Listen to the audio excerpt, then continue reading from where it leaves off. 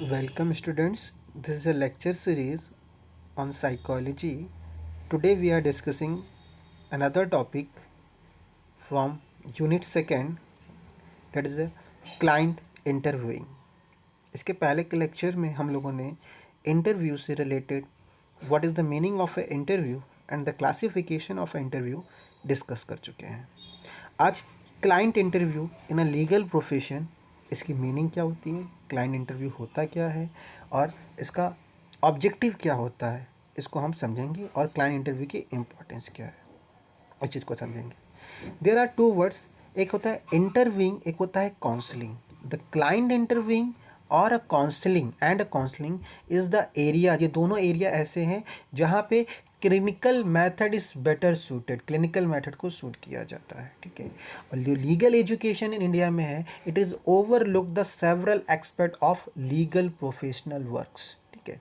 The most important, इन सब में बहुत सारे एस्पेक्ट्स हैं, लीगल प्रोफेशन है, बट जो मोस्ट ज़्यादा सबसे ज़्यादा इंपॉर्टेंट इसमें कौन सा वर्क क्या करता है, among them that client interviewing and counselling. It means कि क्लाइंट इंटरव्यू, क्लाइंट के साथ इंटरव्यू, एडवोकेट लाइक लॉयर का उसके क्लाइंट का इंटरव्यू और उनके बीच में काउंसलिंग करना, एक एडवोकेट के थ्रू एक अपने क्लाइंट की काउंसलिंग करना, ये दोनों ही जो सब्जेक्ट मैटर है, it's play very important role in a legal profession. ठीक है. जो professional legal education should be necessarily focus on the lawyering skill. जो लीगल प्रोफेशन में क्या है, सिर्फ स्टूडेंट्स, लॉ स्टूडेंट्स सिर्फ लॉ को ही अप्रोच नहीं कर रहे, सिर्फ लर्निंग ऑफ लॉ नहीं हो रहा है. There is a development of focusing on the lawyering skill which for in order to achieve, in order to establish the relationship between the lawyer and a client. ठीक है. Client counselling is a vital skill. Client counselling क्या है, client counselling भी एक तरीके की skill है कि in which the student of the law should be train, जिसमें उसमें क्या होना चाहिए, ट्रेन होना चाहिए. लीगल काउंसलिंग के बारे में एक लॉ स्टूडेंट को अवेयर होना चाहिए कि व्हाट इज़ अ काउंसलिंग. सिर्फ बुक्स की language, bare act, facts of knowledge या लॉ के बारे में जानकारी होना, it is a one aspect of the legal profession. But there is another aspect for the development और for the creating the relation, fiduciary relationship with the client. Another skill that is an important legal profession, that is a client interviewing and a counseling. That means the client counseling is a skill. One of the significant function of the lawyer is to advise the people who seek assistance in knowing the legal implication of their action.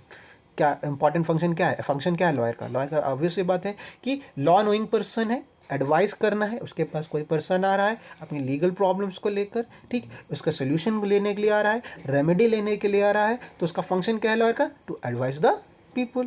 The lawyer is looked upon the facilitate the decision making in certain critical legal matters. वो lawyers क्या करेगा, उस legal matters में, जो critical legal matters में, उनके according as per the remedy which are there is a right and there is a remedy. अगर right है वहाँ पे, तो remedy क्या approach करना है वो कैसे develop करेगा, by the counseling skill से.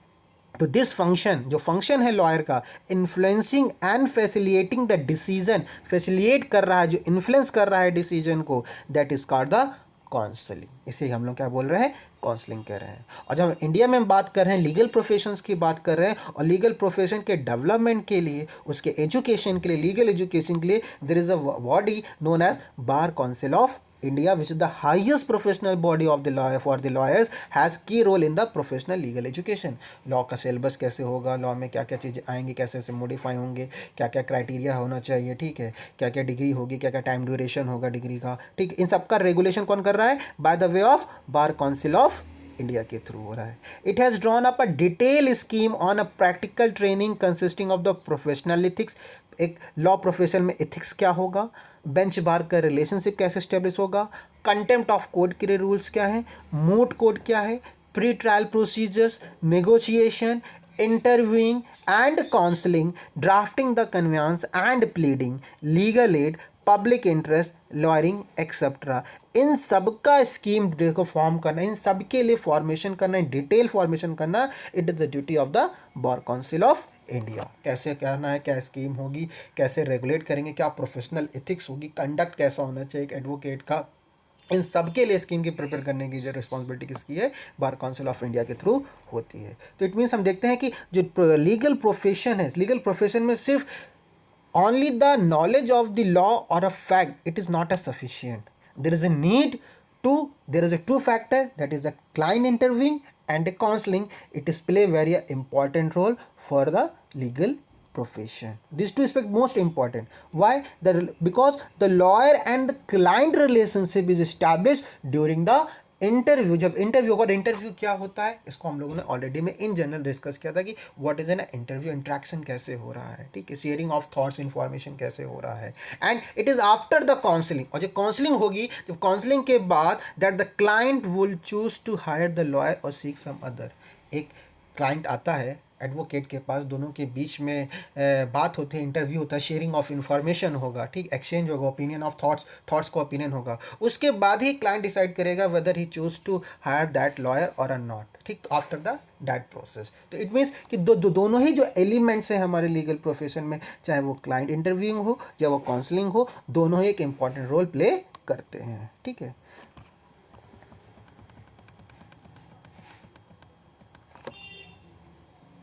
Then we talks about lawyer counsels the client. Counsel कर रहा है किसको? क्लाइंट को.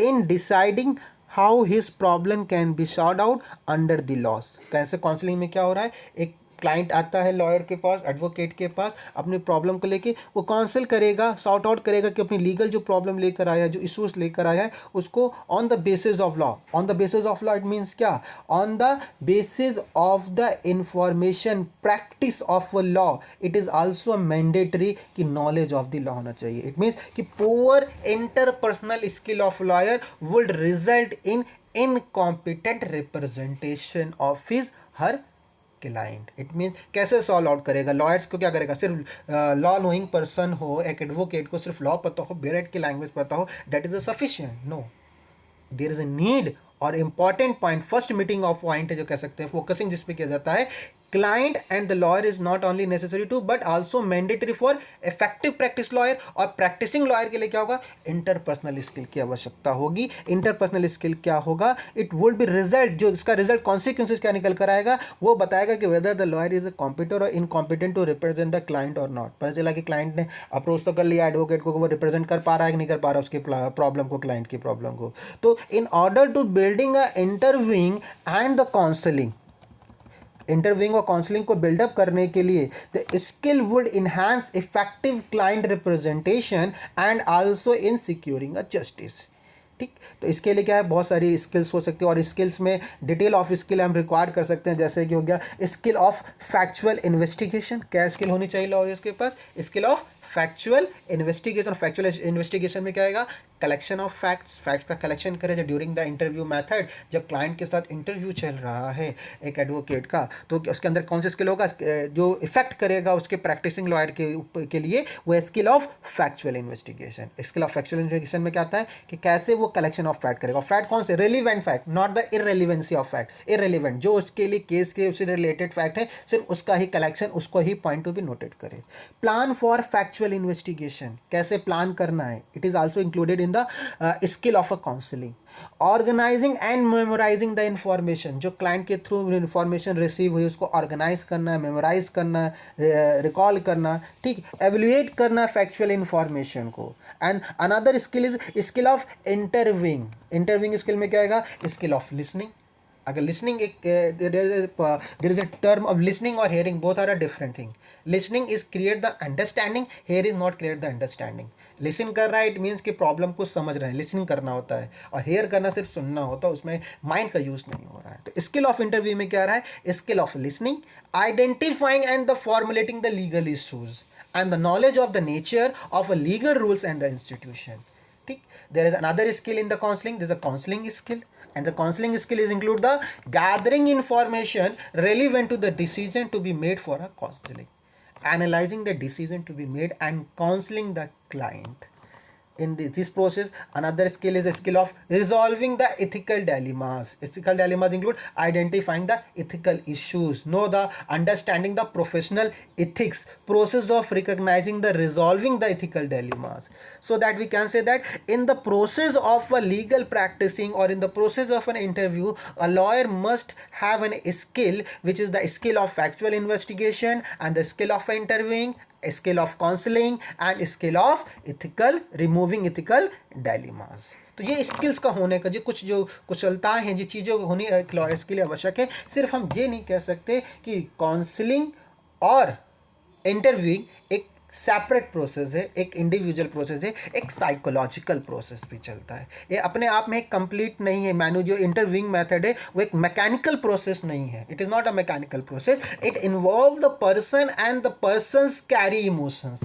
इसमें पर्सन भी होता है और पर्सन के साथ क्या होते हैं, इसके इमोशंस भी होते हैं जो साइकोलॉजिकल होते हैं, मेंटल होते हैं, मेंटल कंडीशंस होती हैं। इंटरव्यू के मैटर में फिजिकल इन्वायरमेंट हो सकता है, इंटरव्यूइंग प्लेस होता है, इन्वायरमेंट की जब हम बात कर रहे हैं वो एक्सटर्नल इन्वायरमेंट भी होता है और इंटरनल इन्वायरमेंट भी होता है। तो the primary function of the lawyer in interviewing is the communication function.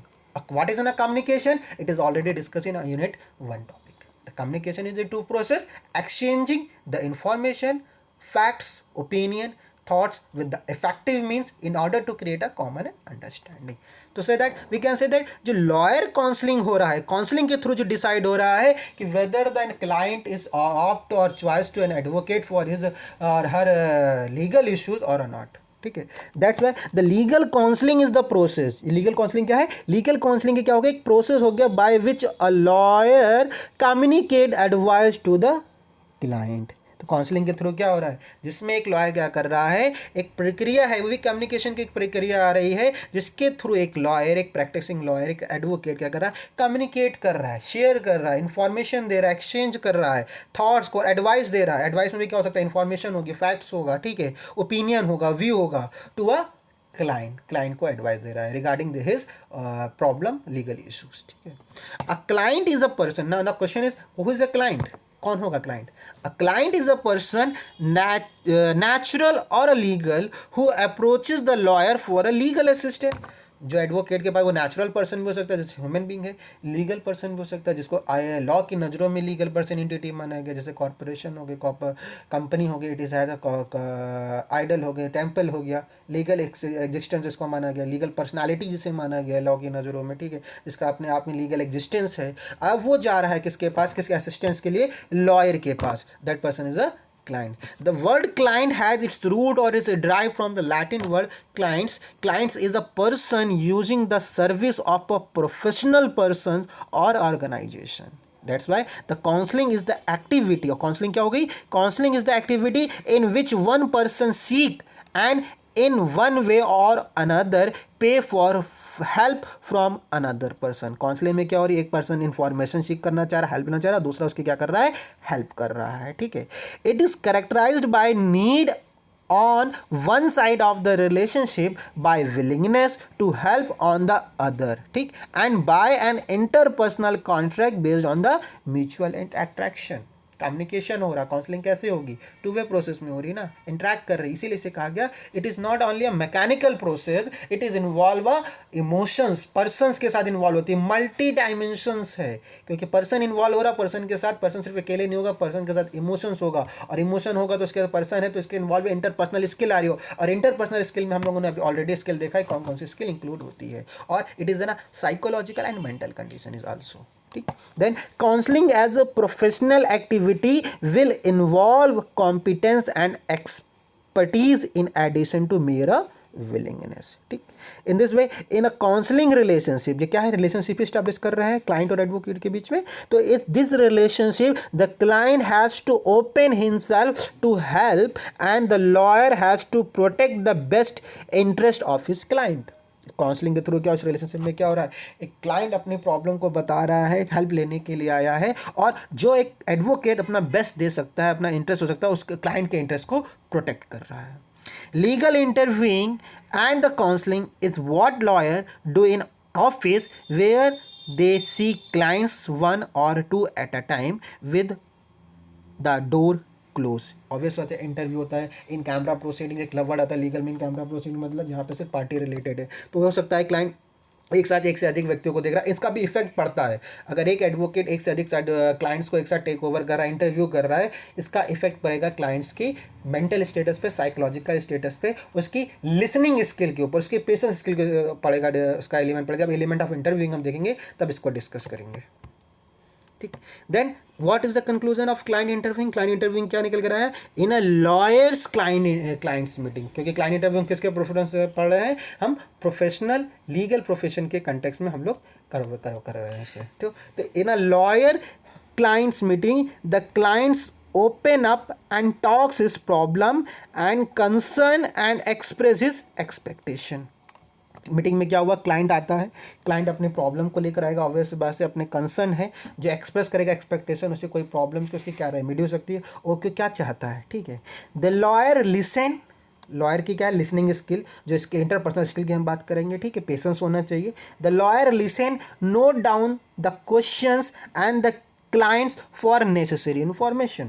जो फर्स्ट ऑफ ऑल जो इंटरव्यू मेथड चला, इंटरव्यू मेथड में एक लिबर्टी, एक फ्रीडम दी गई क्लाइंट के थ्रू कि क्लाइंट अपनी बात को पूरी रख रहा है. वो at that time, at that situation, at that circumstance, it is a necessary और required that the lawyer should show the listening skill, that is listen the client with the patience, उसकी बातों को सुने, उसकी बातों को समझे, उसकी प्रॉब्लम को नोट डाउन करें. And question which is the leading question, अभी आएगा, डिस्कशन करेंगे कि इंटरव्यूइंग के अंदर टाइप ऑफ अ क्वेश्चन, किस तरह के क्वेश्चन पूछा जाएगा क्लाइंट के थ्रू एंड एडवोकेट के ऊपर. What is in leading question, what is in open ended question, इन सब की डिस्कशन होगा. तो जब during the process of an interview, जब client discuss his problem, his legal issue, it is the duty of the client to note down the necessary information regarding the problem of the client.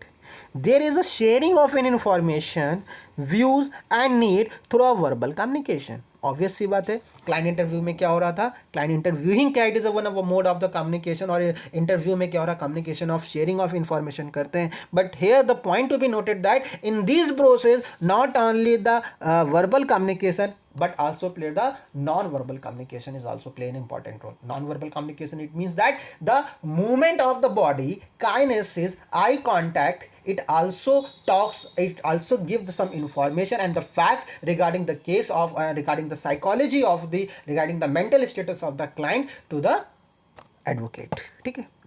This communication which is the lifeblood for effective counseling is called interviewing. ये interviewing है कि बात हो रहा है जिसमें verbal और non verbal communication दोनों का ही यूज हो रहा है. ठीक है.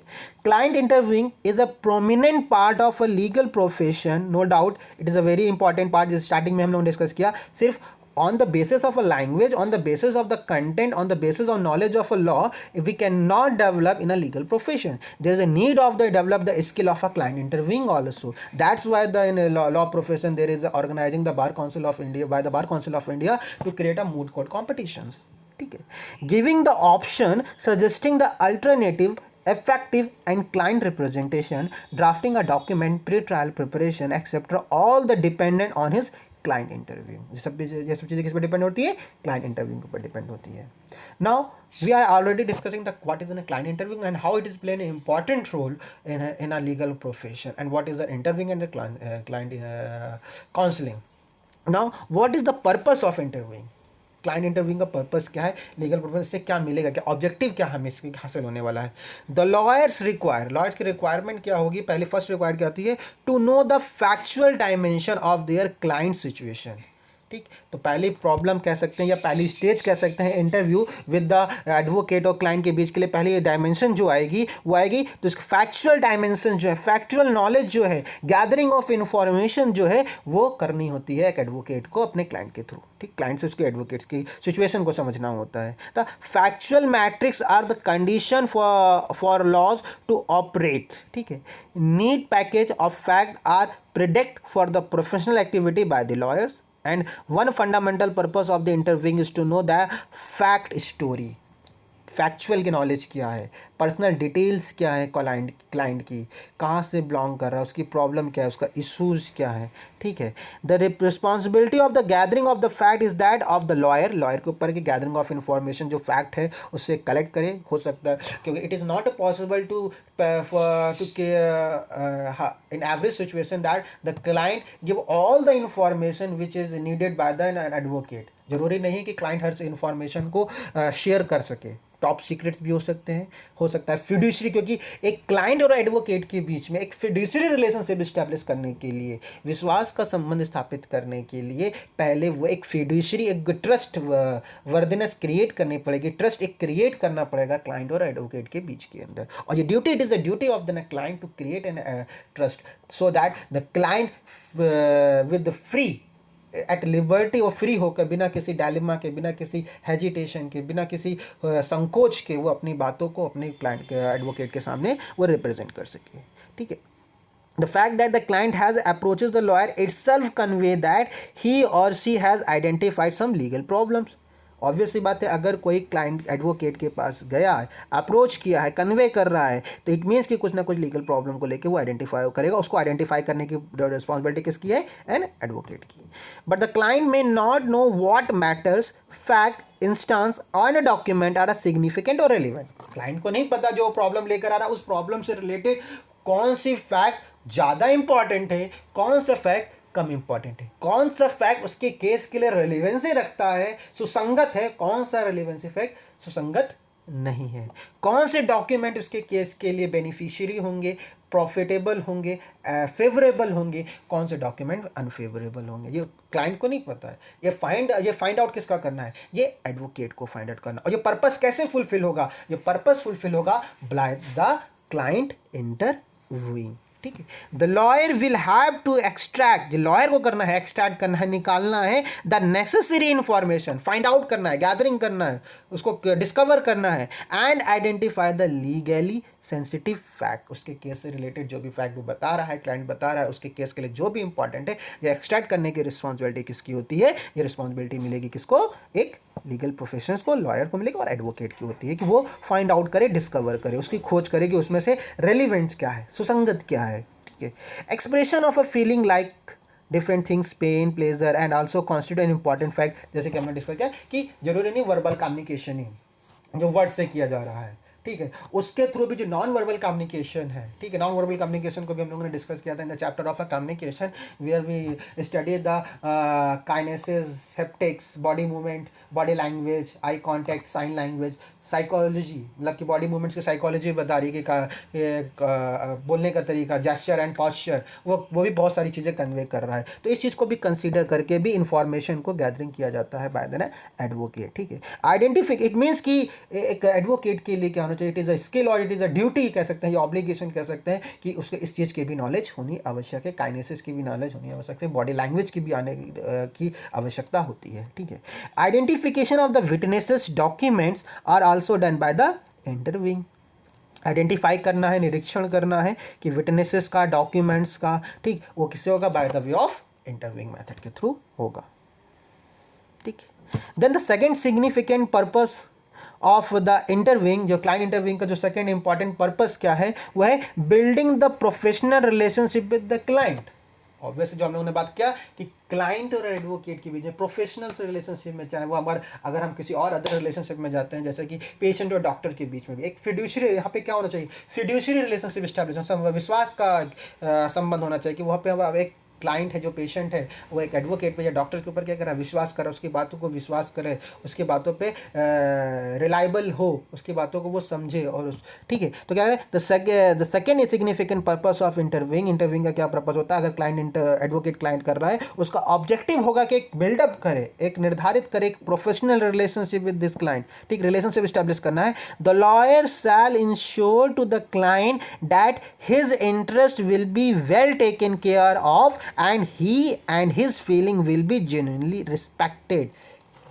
क्यों? क्योंकि क्लाइंट जब आया है, सम टाइम ऐसी सिचुएशंस होगी, बहुत सारे केसेस होते हैं, सेक्सुअल ऑफेंसेस जैसे हो गया, ठीक है, हो सकता है जो विक्टिम आया, केस लेकर आया, अपने रेमेडी के लिए, अपनी प्रॉब्लम, लीगल प्रॉब्लम को लेकर आया है, वो सेक्सुअल ऑफेंसेस में अपनी बातों को किसी संकोच के वजह, किसी हेजिटेशन की वजह से वो एडवोकेट के साथ शेयर ना कर पाए। तो it is the duty of the lawyer in interviewing, the object और the purpose of the interviewing to create a understanding और क्रिएट एन इंटरेस्ट, और ये विश्वास दिलाए क्लाइंट को कि उसकी बातों को, उसकी प्राइवेसी को, The right to privacy, we consider right to privacy is not is the fundamental right under Indian Constitution as per the case Puttaswamy case. तो ये सब कॉन्फिडेंट में लाना होगा, फिड्यूशियरी रिलेशनशिप स्टैब्लिश करना होगा, सो दैट कि जो इंटरव्यूइंग का पर्पस है, ऑब्जेक्ट है, जो प्रोफेशनल रिलेशनशिप है, प्रोफेशनल एथिक्स है, उसको स्टैब्लिश किया जा सके. ठीक है. The mutual trust is that characteristic of feature of the professional's relationship. If the client does not trust, he may not divulge certain secret and may find uneasy to discuss certain delicate matter. Obvious सी बात है, अगर उस process में client को लगता है, क्योंकि पहला स्टेप ही इंटरव्यूइंग में यही होता है, ऑब्जेक्ट ही यही हो रहा है कि आप उसे कंफर्ट जोन प्रोवाइड करा सके. अगर कंफर्ट जोन नहीं हो रहा है, वो फ्रीली फील नहीं कर रहा है, तो जो कुछ फैक्ट्स होंगे, जो फर्स्ट इन्फॉर्मेशन था, जो कम्युनिकेशन फंक्शन ऑफ इंटरव्यू का था, जो गैदरिंग इन्फॉर्मेशन था, जो ऑब्जेक्ट था वो लॉयर का, वो फेल हो जाएगा, वो फेल्योर हो जाएगा वहाँ पे. तो उसे कंफर्ट जोन करना है, अनईजी ना हो, उसके लिए ईजी हो कि वो अपनी बात को ऐसे ऑफेंसेस में कोई भी विक्टिम हो, जो क्लाइंट आ रहा है, उस बात को अपने एडवोकेट के सामने रिप्रेजेंट कर सके. It is the pertinent to note that the duty of a maintain confidentiality is implicit in the lawyer's duty to give a priority to the interest of the client. वही बात right to privacy कि एक भरोसा दिलाना है या विश्वास दिलाना है क्लाइंट को कि उसकी बात को सीक्रेट रखा जाएगा, प्राइवेसी के साथ रखा जाएगा, उसकी बात को सर्कुलेट नहीं होगा, कॉन्फिडेंस होना चाहिए, एक कॉन्फिडेंस डेवलप करना होगा विद इन द क्लाइंट और एडवोकेट के बीच में. It is the duty of the lawyer. जो लॉयर और एडवोकेट की ड्यूटी है कि वो इस चीज़ को क्रिएट करे. But the council standard of the professional conduct and etiquettes mandate that the advocate shall not directly or indirectly commit a breach of the obligation imposed by Section 126 of Indian Evidence Act. ये legal point Indian evidence में देखा है. Legal privilege की हम बात करते हैं, professional communication के प्रिविलेज की बात करते हैं कि वहाँ पे भी प्रोटेक्शन इस चीज़ को दिया गया हुआ है. ठीक, इस चीज़ को कंसीडर करते हुए. ठीक, in establishing the professional relationship the lawyer will necessarily interested in knowing the certain personal detail about the client. Obvious सी बात है कि रिलेशनशिप, प्रोफेशनल रिलेशनशिप इस्टेब्लिश करने की जब बात की जा रही है बाय द लॉयर, तो इट इज़ नेसेसरी हो, एक मैंडेटरी, एक आवश्यक है कि एक लॉयर को, एक एडवोकेट को उसके क्लाइंट के पर्सनल डिटेल्स के बारे में भी जानकारी हो. उसका बैकग्राउंड कैसा है, ठीक है, उसकी क्रेडिबिलिटी क्या है, कि वो कितना क्रेडिबल है कि नहीं है जो आया है क्लाइंट. ठीक है. If the lawyer has a certain reason to disbelieve the client, he shall openly discuss with the client with the fact inhabiting the trust relationship. जो है, अगर उसे लगता है कि वो डिसऑनेस्टली कुछ फैक्ट छुपा रहा है, कुछ बता रहा है, कुछ उसमें संदेह है, तो वो एडवोकेट डायरेक्टली उस क्लाइंट से उसको पूछेगा, उसके बारे में फैक्ट की जानकारी लेगा in order to establishing a trust relationship. Finally, it is the preference of the lawyer to decide whether to take up the case of the client. इन सब के इंटरव्यू करने के बाद, पर्सनल डिटेल जानने के बाद, उसकी प्रॉब्लम जानने के बाद, ये डिसाइड करना कि केस को वो ले रहा है नहीं ले रहा है, ये किसके ऊपर डिसाइड करेगा, वो एक तो एडवोकेट के ऊपर, lawyer to decide whether take up the case of the client, कि वो क्लाइंट का केस लेना चाहता है कि नहीं लेना चाहता है, वो सॉल्व करेगा नहीं करेगा. कि एक क्लाइंट ही अगर वो अनट्रस्ट है, वो विश्वास लायक नहीं, वो अपने ही स्टेटमेंट को चेंज करता जा रहा है, उसी पर वो खुद ही नहीं उसको पता है, वही फैक्ट को मैनिपुलेट कर रहा है, तो कैसे रिप्रेजेंट करेगा. तो ये इसके ऊपर डिसाइड करेगा क्लाइंट के whether he wants to take the case of the client और not. In the professional relationship mutual obligation will be discuss and agreed upon. Professional relationship में क्या होगा, जो म्यूचुअल पारस्परिक ऑब्लिगेशन से दायित्व है, will be discuss and agreed upon, उस पर डिस्कशन होना चाहिए. One interesting and important aspect it that of fees को भी लेकर है कि फीस क्या है, वो भी कंसिडर कर जाती है इंटरव्यूइंग मेथड में. Quoting the fees is an art best learned by the experience. Lawyer shall be guided by his stand at the bar, nature of the case and affordability of the client. Free legal assistance to the near by, it's a noble duty. Free legal assistance, free legal aid की बात हमारे प्रावधान हमारे Indian constitution में भी लिखी गई है. An advocate shall not stipulate for a fee contingent on the result of litigation और agree to share the proceed of. ये थोड़ा प्रोफेशनल इथिक्स के बारे में बताया गया लॉयर्स के. But here it most important point to recognise that for examination point of view, for our question answer point of view, what is the interviewing and counseling and how it is playing a role in legal profession and how an advocate perform these function, these process, and what is the purpose of a client counseling. Here today we are discussed about the client interviewing and counseling meaning and its purpose. In next lecture we are discussing in continuance of this topic. Till, thank you.